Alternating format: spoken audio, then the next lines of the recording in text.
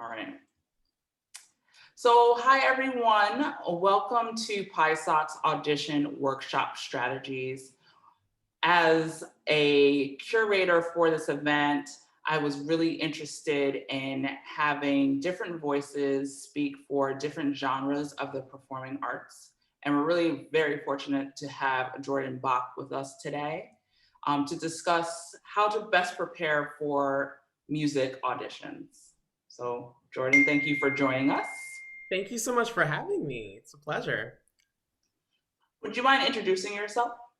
Sure. Well, as you said, my name is Jordan Bach. I am a string player. I'm a violist. I'm a soloist, a chamber musician. I'm sometimes an orchestra player. I'm on the roster of Concert Artists Guild, CAG, and I'm also an educator. I am on the viola faculty at Opportunity Music Project in New York City. Great. Thank you for sharing that. So let's get started with talking about the application process when a music student is ready to apply for college. Sure. I mean, the conservatory music application is, it's really a whole package that you have to put together. I mean, we tend to think that the audition is the central, part of your application, which is a huge part of, getting into a conservatory. There's also, you have recommendation letters that you have to get from, one or two teachers that you've worked with either in youth orchestra or some other music programs or festivals. You may have essays that you have to write depending on the institution. You have to send sort of your biographies, maybe photos, possibly resume of things that you've done in high school, music related, performance related. So it really is, a very large kind of a dossier that you have to put together, including your concert programming for the big day, the live audition. And for some institutions and some programs, you'll also need to more often than not submit a pre-screening recording. So this way you have some faculty that will listen to that, and then depending on that, if they decide that yes, they would like to invite you to the live audition, then they'll send you a supplementary email saying, "Hello, congratulations! Come to our music school, our conservatory, and audition for us in person." And so it's a huge thing. I mean, for the big application deadline, it's December 1st across the board. That's usually what it is. So, for this year, it would be December 1st, 2020, 11:59 p.m. Make sure you have everything, taken care of, your application, your entire thing submitted, usually through programs like, Decision Desk or Accepted or things like that. Um, and speaking of which, I mean, this year in particular is going to be a very difficult and a different year. Thinking about how auditions are really going to work. I mean, because I've just been Google searching on my own of what institutions are doing about that, and largely for schools in the U.S., it's going to look like in person. In person live auditions, and so then you have to sort of think about, okay, what am I going to do for my pre-screening, and then what am I going to do for my live audition, and how are we going to make those things different and showcase enough of your skill and enough of your merit to really give the panel that impression of the best of your ability to get into a music school. So, part of what you've been speaking about is repertory. How does a student choose it? Should they be working with their directors at school or people they do privates with? Are you showing your strengths? Are you doing maybe just like classical pieces that are expected at these auditions? So definitely, the subject of repertory is definitely something that you'd want to at least get in touch and really work on with, a private teacher that you're working with, your main person that you go to for lessons. I mean, in my case, for viola lessons, violin teacher, cello teacher, trombone, clarinet, whatever instrument you're playing. Every school has their own kind of standard of repertoire requirements. You can look at, the Juilliard School, you can look at New England Conservatory, San Francisco, Mannes, Peabody, Manhattan School of Music. And when you're going through and you're figuring out your application and you're planning ahead, you take a look at the audition and repertoire requirements. And so for different instruments, there are different core requirements of what you need to bring to your live audition. So for me, I'll just give an example since I'm a violist. For us, across the board, whatever music school you apply to, it is usually at least two movements of solo Bach. So for the pre-screening and for the live audition, either from a cello suite or in our case from the solo violin sonatas or partitas. Unfortunately, we don't have things that are dedicated to us, so we have to steal from other instruments. But besides that, that's something that is a standard that you have to bring. Also, a movement of a sonata or a movement of a concerto. It depends, if you're doing your pre-screening recordings, it's usually either or. If you get invited to the live audition, it's possibly both. And so it depends also on the institution. Some institutions are perhaps, they've heard enough of the standard repertoire. And so they'll list things that they don't want to hear, perhaps, Brahms sonatas, Vieuxtemps, Schumann. They've heard enough of it already. It's one of the most common pieces or some of the most common pieces that are brought to a live audition. They want to see you, broaden your view of the repertoire and your instrument. Some are very standard. Some list, okay, we only want to hear concertos from Bartok, Walton, or Hindemith. Has to be a standard, has to be with a cadenza. That's it. So you have to sort of gauge on that. And of course, with many of us kind of going through the application process and looking at other institutions, we're applying to many different music schools and not just one. So you kind of need to take all of that information and craft perhaps a sheet list or a rep list for yourself. So this way, what exactly is going to be on your plate come the live auditions, because some things might be required for one school and not for the other. Also, interestingly, in this time, I was also sort of scoping out, the repertoire requirements for the school. Now that we've had this conversation with, students of color, musicians of color, composers of color, some institutions are starting to put that into the repertoire requirements. And so far, the only institution that I've seen put, databases and making it really accessible for you to find music from BIPOC composers is Juilliard. New England Conservatory has also suggested that, have encouraged that. Other institutions, I haven't actually seen that. It's been very standardized, for years and years and years and years. So, it is something that kind of, it tells you what is kind of going on at the institution and the conversations that are being had at the institution. Some, you can really start to put what you want to say and, take music written by, a Black composer, an Indigenous composer, an Asian composer, female composer, and put it in your audition panel and say something about it because they want to hear about that. So that's something that I found is relatively new now in the audition experience that wasn't happening when I was auditioning to conservatories, Thank you for that. I have another question just as a novice. How easy is it to get sheet music, or is it digitalized? I know I've seen some folks with having iPads and scores on them. So can you speak to that? Oh yeah, it depends. I mean, depends also on the period of time that those pieces were composed.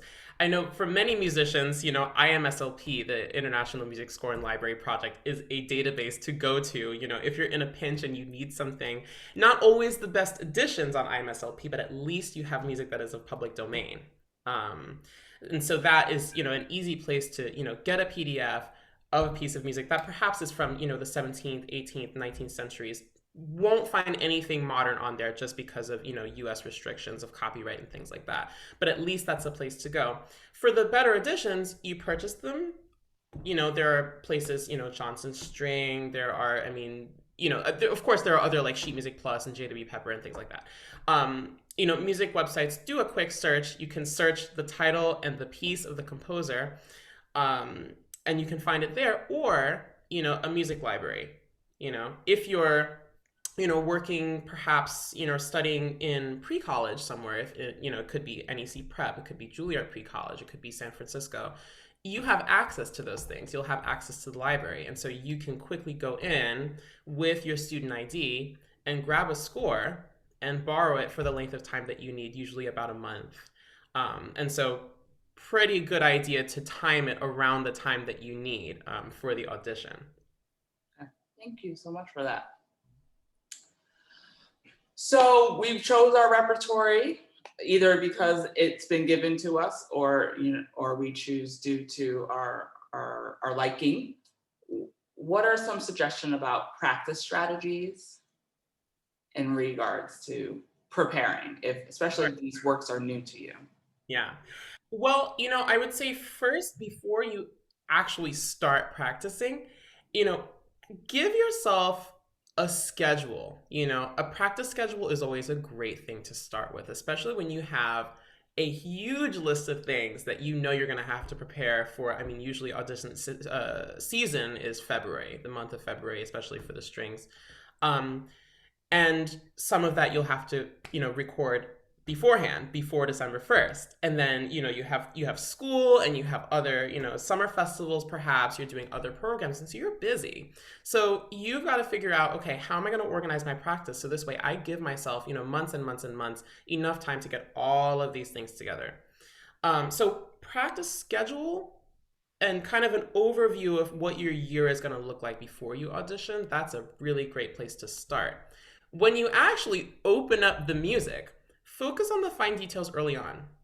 So kind of flip through all of the pages. If it's a concerto, look at the entire score. Look at your part, and also either the condensed score that they give you in the piano edition, or if you can find a full score of it, take a look at that as well. Do some studying, go through and kind of get a sense of where those difficult spots and those technical objectives that perhaps the panel might be looking for, get a sense of where those are.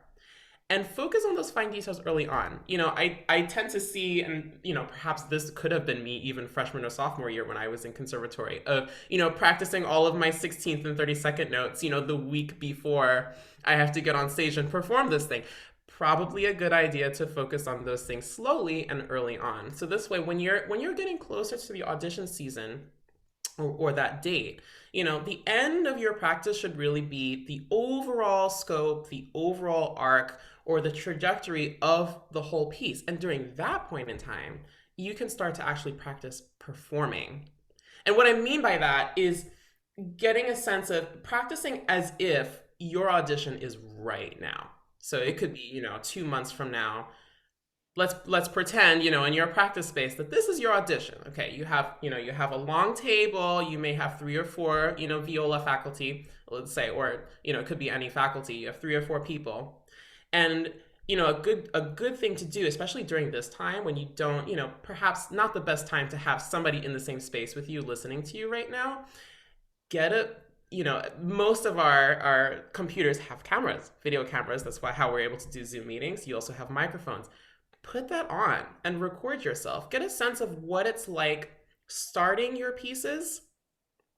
Something that I used to do is start a piece 10 times that you're particularly uncomfortable with in that moment, and not listening to the result of, what that time was. Only record in your mind, or write it down. You could just jot down, a couple notes of how it felt. Maybe time number 1, okay, my bow was shaky and I missed that first shift and my intonation was a little spotty. And just, don't listen to the recording, do it again, start it again, write down how you felt. And by the 10th time, who knows? I mean, it probably, you're going to get comfortable, and it's going to feel, you're listening and you're sort of observing all of these things that you're watching out for. Then go back, listen to those takes again. You'd be surprised, because the things that you thought were imperfect, you probably wouldn't even pick up in the recording. It's surprising. And also, it's vice versa. The things that you thought went okay could have sounded terrible in the recording. And so you were listening to the wrong things because you were so fixated on the first mistake. So, that is really, for me and for many other musicians, what you would focus on, the month or 2 months before the big day. Kind of getting a sense of overall run-throughs, and run through your audition. It's a good thing to know, and I'll speak on this, pretty soon, of what it might be like in the actual audition room, and to get a good sense of what that's going to be like, when you're practicing for that day. For your pieces, you're going to be expected to have that list ready to go. And so, the with every institution or most institutions, you get the first pick. So pick something that you can play at, like the back of your hand. If you're hungry, if you're thirsty, if you're tired, if you've had too much coffee, if you're frustrated, pick something like that. And then just think, okay, well, what is the next thing that I might want to hear? What is the next thing that they might want to hear? And then just pick the next piece that you want to go through in your recording, play that, and do play almost, to its entirety. People really want to listen to this, right? So play as much as you want. Then the next piece, and then the next piece, and then the next piece. This is going to give you an idea of endurance, because a lot of times we get so fixated on that beginning, and then we get burned out by the 15th minute of the audition, and then you can barely stand anymore. So to keep practicing these sort of things of getting in there, and you might be nervous. You might be nervous, and you might be, okay, this is my thing. This is my big audition. I really want to get into the school. And, to keep going all the way to the very end of the audition to really showcase that strength all the way through. So I guess to sum up, starting with when you start working on your repertoire, to focus on the nitty gritty immediately and study everything, your part, piano part, concerto part, everything. And then as you work through, as you're doing, what you're doing over the next couple of months, you get more broad and more broad and more broad until it's the overall scope of the piece. And that's when you can really start, recording yourself, running through, and kind of getting a sense of what it might be like in that room. I'm exhausted hearing about playing all those songs. Oh, yeah. Back to back. Another question that just came up. Are these blind auditions? No, they are not blind auditions. I know, with many orchestra auditions, it's behind a curtain, but for conservatory auditions, they are not. Okay. So you'll be right in front of the table, with however many faculty members behind that table. It'll be very face to face. Right. Yeah. What is the etiquette for recording and etiquette within a live audition? So for the recording, it's a sort of a different circumstance now, just depending on, COVID-19, public health crisis, not necessarily the access to spaces that you want to have. Usually you want to record in a space, you want to make your tape look and sound the best that it can. So finding a space perhaps with enough room to see, your entire head, your entire body, your torso, because it does have to be authentically you playing your pre-screening, right? So as much of your body and your instrument as you can get in the shot, and it has to sound acoustically good, what we had been doing in different spaces before is finding spaces perhaps like practice rooms, recording studios, churches, things like that, where you have that, perhaps that resonance, and it's big enough so this way you can showcase your entire self. Also, if you're recording with a piano accompaniment, to get them in the shot too, but to really make the best video and audio that you can. Usually it has to be in one take, and it cannot be edited. Even I'm not exactly sure what to the extent you probably would have to ask, send a quick email to the institution, but things like fading in and fading out of, the video, quick, fade into, the actual picture, fade out to the actual picture. No edits, no audio edits. That will absolutely disqualify you getting into an audition. So none of it. Make it as bare as you want. I wouldn't even, in many, perhaps in Accepted, in other sort of online applications, you list the pieces in the order that you recorded them on the take, and you do that. Don't even bother putting the titles in the actual video. But that's really how it goes for, the audio. Just, the best that you can in the circumstances that you're able to do, right? So just the best video quality that you can get, the best audio quality that you can get to submit to the conservatory. And of course, do it on time. Give yourself enough time, record it at least a week before the deadline. So this way, if anything goes wrong, Also, if you're having some uploading issues, you have a few days to get your internet connection in order, call your service provider, whatever you have to do. For the live audition, um, yes, good idea to when you go into the room, and it could be, depends on the institution. It could be a classroom. It could also be a huge hall, orchestra rehearsal hall, and the judges are miles away. Um, Address them no matter what. Say hello, good afternoon, good morning, good evening, depending on the time. Make sure you give them eye contact, make sure that you're respectful to them. Get a feel of the space when you're in there before you actually start playing.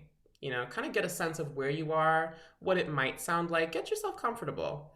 Um, just announce, and they're probably, depending on the panel, they might want to make sure you have on the list what you've submitted and what you've prepared. And most times one of those jury members start with whatever you like. That's how they usually go. Start with whatever you like. And okay, then you'll usually announce what you're going to start with, so this way it's not a surprise to them. I know they know the repertoire. Just say it, just so this way they have an idea. Always, always, always take a deep breath before you play. Always. It will help so much, you have no idea. Take a deep breath, get a feel, get comfortable, and then, make that first note mean everything to yourself and to the panel. Just encapsulate the entire world in that first note. So that's going to be your first impression in the audition. So always breathe while you play, and keep breathing while you play. We start with the first breath and then we forget about it, and then we get so uptight like this.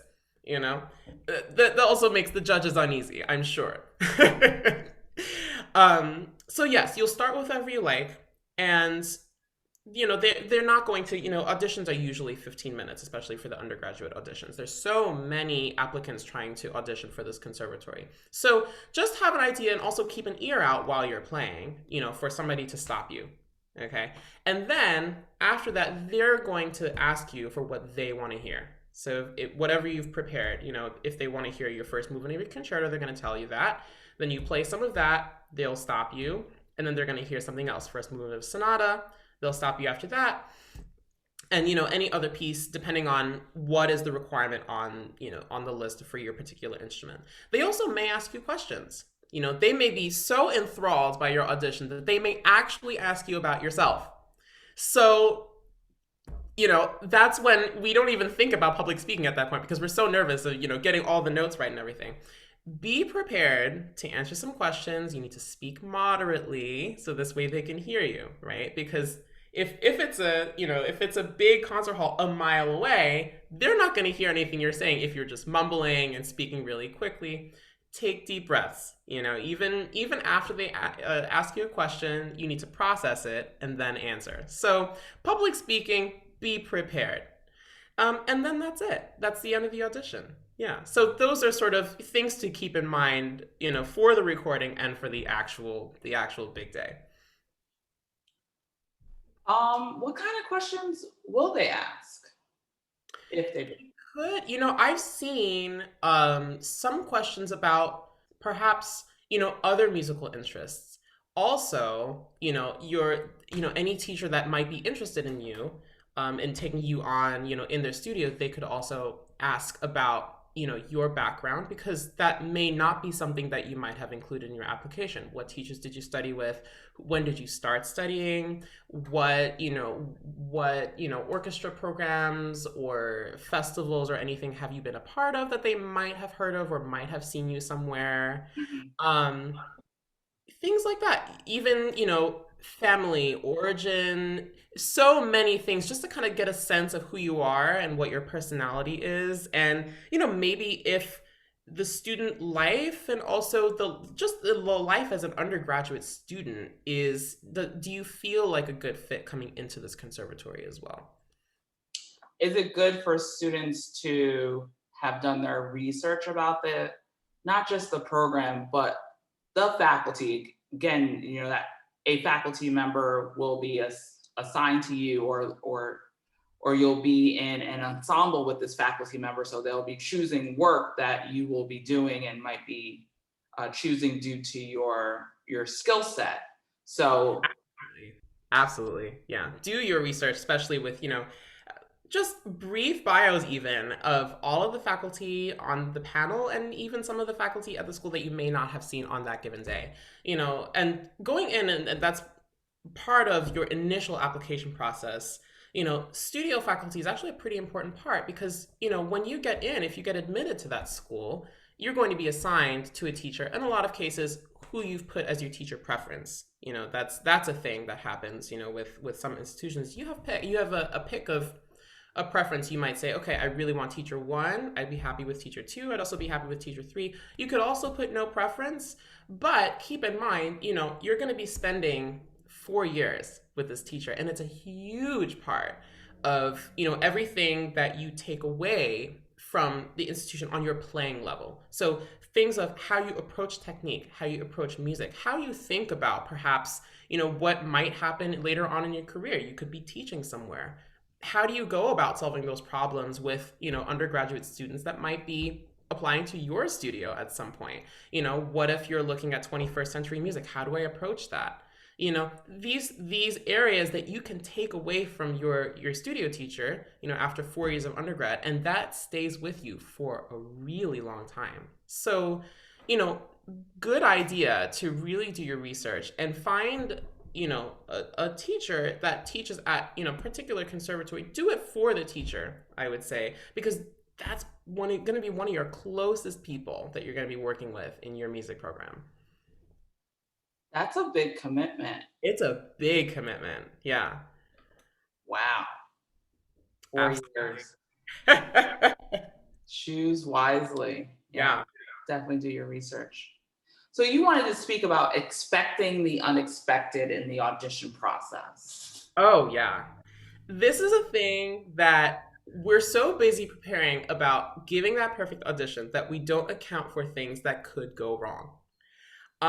Even, traveling to, the particular city. Let's say you're going to Boston to audition at NEC, or you're going to San Francisco to audition at SFCM, or New York for Juilliard, Philadelphia for Curtis. Your flight gets delayed or canceled. What do? Things like that. You get ready to go to the airport. Okay, I'm going to be on time. Everything's going to be great. Flight's canceled.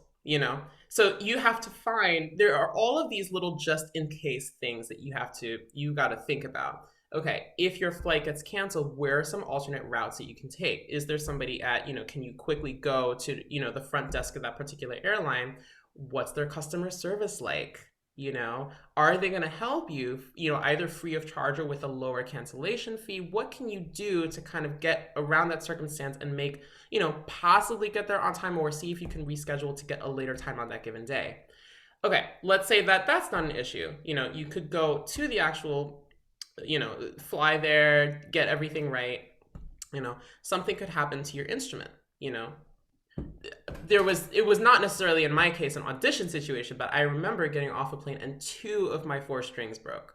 Two of them. Could you imagine, if I was under, a high stress environment and I had an audition in an hour or so, and I had to figure out, well, how am I going to get strings? Have a backup plan of, take a look. This is really not a bad idea. Take a look and just do a quick Google Map search and see if there are any luthiers, violin shops, woodwind, for clarinets, bassoons, any sort of instrument dealers that could help you in case of an emergency that isn't too far away from the campus. Things that could happen with the bow, things could happen with the bridge, things could happen for woodwinds with your reeds, humidity changes, climate changes, things like that. Also, more often than not, when you come to an audition, you're going to be greeted, and you're going to they're going to give you a check-in form. They're going to give you your sort of schedule where you're going to warm up. And it's usually going to be a person, a current student that's doing their work study, and they're working on that given day, or, multiple given days to help out with the auditions. You could walk in and the jury is 40 minutes late. What do? Do you go and try to find a bite to eat somewhere, or do you just wait it out in a hallway? Maybe they don't have a warm-up room available. There's also been, circumstances where they'll tell you that the jury is running 30 minutes late. Warm-up room is open. You get in the warm-up room, all of a sudden you're next. Just like that. It can happen, and it has happened before. So, you don't even get a chance to warm up. You go in cold, you just, that's it. Um, Give yourself hours of buffer, for extra time, just in case, you're having difficulties with travel, or, there could be a thing just happens right away where you have to reschedule your time because there's a huge conflict somewhere, then you can't get back to the airport, or, whatever train you're taking to make that train. So do the best that you can in terms of, getting your schedule in order. Map out places for breakfast, lunch, and dinner in case of these things. Because, if you're low on food and if your blood sugar goes low, you're not going to be in great shape for the actual audition. So, before you actually get to the city, think about, what you're not thinking about, because you're so focused on the music and the panel and doing this. Food, right? Food, drink, water. Bring extra strings, bring an extra bow if you're a string player. um I have like two extra sets of strings in my viola case right now, and I'm not going anywhere. I'm at home. Um, I have an extra bow just in case. If you don't have an extra bow, I mean, bows are expensive. See if, a teacher that you're working with at home has an extra bow for you. And if they're comfortable with lending you that bow for the audition, a lot of instruments, have insurance. See if you can get, either an insurance print out of the policy, just in case something happens with the equipment, could be on a flight. It's not the easiest to travel with an instrument. Also, carry on, flight attendants could decide at that moment that your instrument is not valuable. So it's all of these things, that extra things that happen, that we're not actively thinking about because we're just thinking about the audition, but there's so many other factors that could get in the way of you doing your best. So think of everything as like a just in case. Just plan ahead. There's nothing wrong with being too prepared. Do you know what I mean? It's just be safe. Great. That's all great information. Performance anxiety, nerves. Oh, yeah. Talk about how to deal with that. And I guess I will approach this, I guess, on, my own experience. I used to get super nervous playing in front of people. I used to get super nervous. And most people do. Most performers that you see of or hear of, they get nervous too. And so for me, I remember, when I was even, before auditioning and even after the audition, always remember, the audition is just the beginning of your musical career. Even when I was in conservatory, I would get clammy hands, I'd miss shifts, my intonation would be all over the place. I was just doing far too much, and my head was too busy focusing on, what other people thought, and, I really want this to be perfect, and, you know, and all of this other stuff that really didn't matter in that moment. Something that I remember, I remember taking a class with a performance psychologist. His name is Noah Kageyama, and brilliant guy. I mean, he's everywhere. He teaches at Juilliard. He's been to, he's been to Sphinx Connect. He gives master classes everywhere at different institutions. And to really, and it's going to sound a little meditative, but to always be in touch with your breath, to find it, and then have the piece in your mind so much so that you don't actually need so much brain activity to play it. And you fill up the rest of the brain with inhale, exhale, inhale, and that's all you focus on. When you fill your brain up with intention, there's no room to focus on, oh, I missed that. The kind of focusing on that one mistake, and then you can't focus on anything else. If you start filling up with other intentions of stasis, breathing and keeping in touch with that, then it sends more of that calming sensation to your nervous system. And believe it or not, I mean, the feeling of actually being in front of people just, the anxiety just lessens and lessens and lessens. Also, people care about bow shake. I would so much rather hear, if I'm on a panel, I would absolutely love to hear bow shake, because it tells me that you actually really care about what you're doing, And there's that, to me, is so much more important than just, absolutely perfect bow distribution. And then there isn't really anything to be said about, yourself and your interpretation beyond the music, And also keeping in mind that, every panelist at every music institution ever has been in your shoes, ever, right? Because you have to, if you aspire to get a job, teach in that particular instrument at a conservatory, you need to have some degrees in that instrument. And therefore, you would have taken auditions in order to get those degrees. So everybody on that panel has been through it. They've been through it and probably been through it multiple times, and they want to see you succeed. So it's never about, feeling like, it wasn't perfect. I didn't do my best. Like, I don't think that I'm good enough for this. You know, Everybody on that panel wants to see you do really well. And they've been through it and they know exactly what it's like to feel really uncomfortable. But that's something also, visualizing the space, visualizing performing, and feeling like you have a support system in the room with you rather than, you're trying to ace an exam feeling and it's super negative. So support goes a long way. Great. Thank you for that. Can you share your thoughts about being your authentic self? Oh, yeah. I think that's, also in terms of, I guess, choosing your repertoire. Um, Choose what pieces best showcase your best music making that you can communicate across any barrier. You can make that happen in a classroom. You can make a classroom feel like Carnegie Hall. That's the feeling that many people and many musicians on audition panels want to feel from you. Is don't just choose repertoire just to make panelists happy. That is kind of the worst way to go, because let's say, even if you played it really well, that's not you. That's not who you are. That tells me that you're just trying to pass an exam in order to get into an institution. That doesn't say anything to me as, who's this person behind this artist that has come into this room to play for us. So in thinking about those standard, the guidelines of, okay, I need first movement of a concerto, I need, first movement of a sonata, I need some movements of Bach. You know how many pieces Bach wrote? Bach wrote so many pieces. And that's Johann Sebastian. I mean, that's not even his sons, any of his sons.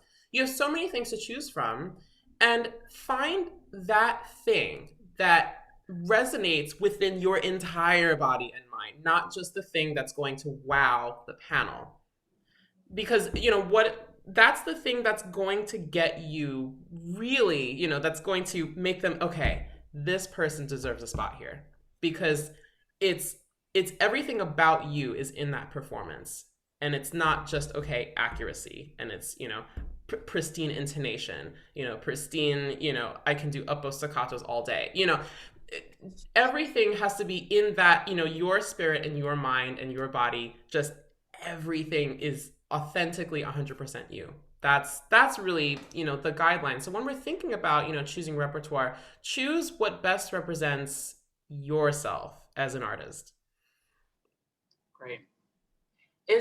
Okay, so we've gotten through the audition season, and then we're waiting for the acceptances and or rejections.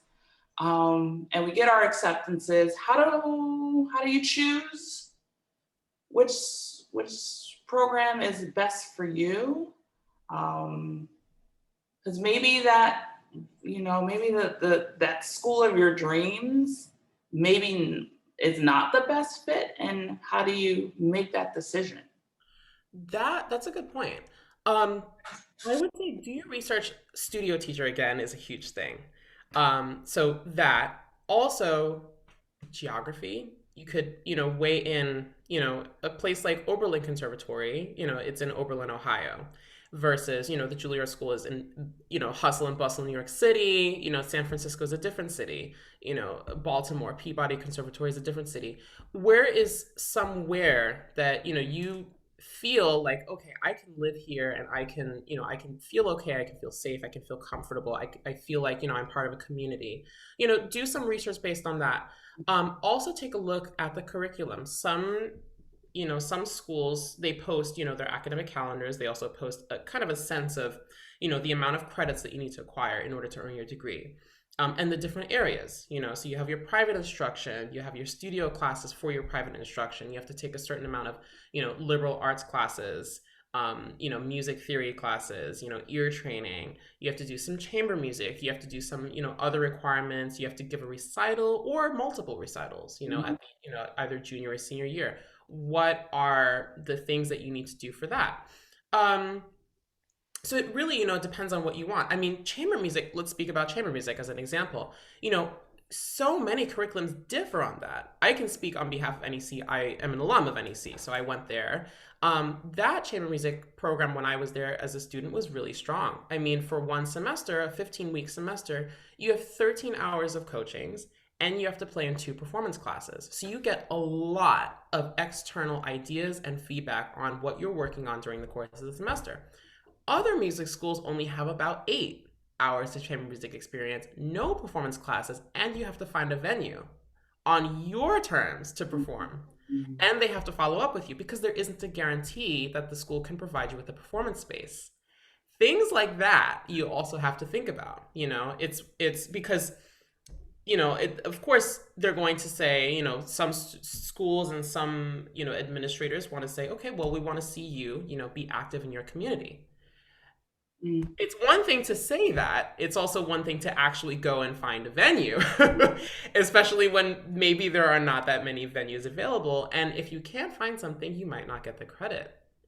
So, what is the school going to do for you in order to make sure that you can succeed in your degree program? That's an important thing also. So checking, the perhaps the chamber music curriculum, perhaps the solo curriculum, how many lessons and how many hours of lessons are you getting a semester? How much performance experience are you getting? Are you and that can also be with your own studio teacher. Is this person, can I get a sense of, okay, he or she or whomever is going to recommend me for summer festivals, recommend me maybe for competitions, maybe I don't know, winter programs. There's the Four Seasons Winter Workshop. Can I go to that? Would I get a good recommendation from them? And that you can also get a sense of maybe having a trial lesson with them, perhaps in that space of time, after perhaps you were admitted into the conservatory and maybe not have had your first lesson yet. That's an hour of that person's time that you could ask for, you know? And so to get a sense of that as well is really important. Yeah. Are programs at that caliber, do you have an opportunity to speak with a current student? Um, do they make that available? Oh yeah, yeah. Most institutions do.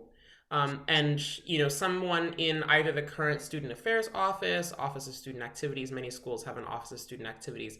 That is one of those easy schedule things that you can organize with a prospective student and a current student. You can have a lunch, you can ask that student a million questions. Likely it would be, a person that is of the same instrument as you. That would kind of give you an even closer idea of what that curriculum is like, the things that you have to prepare for, on that given instrument. Yeah, but it's definitely possible. Any other thoughts?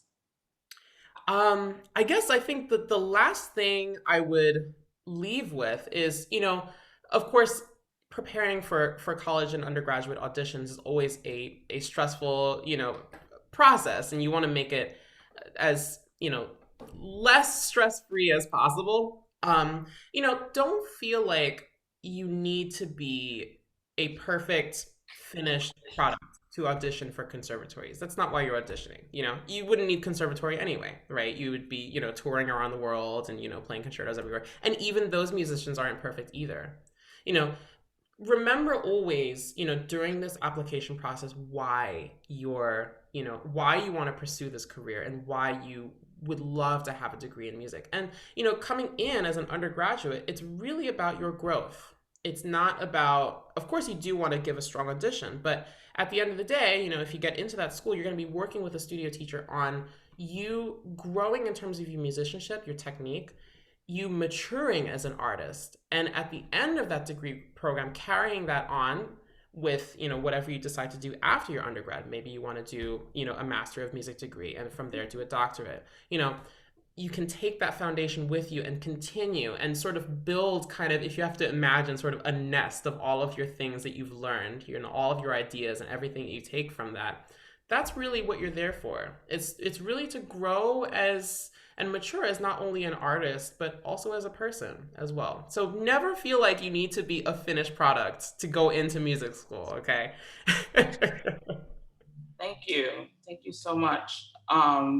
So I just like to say to everyone, this was just a wealth of knowledge about audition strategies for music conservatories. I'd like to thank Jordan Bach for all these words of wisdom that you have shared with us, and we appreciate you letting us post this on the PieSock webpage for others to see in the near future. Well, Thank you thank so you so much for much. having me. It's a pleasure. All right.